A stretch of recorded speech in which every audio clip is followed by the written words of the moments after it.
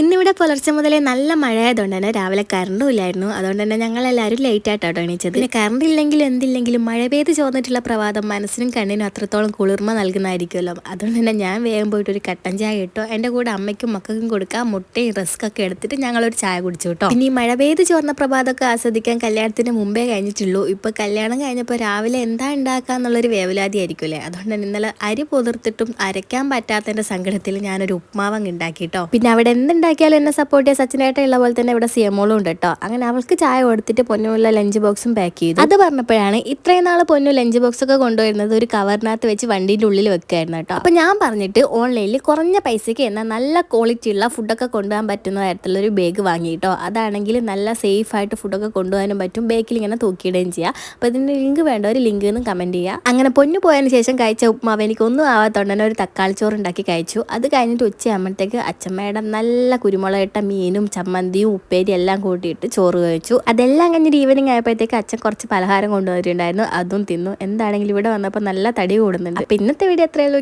By bye, see U.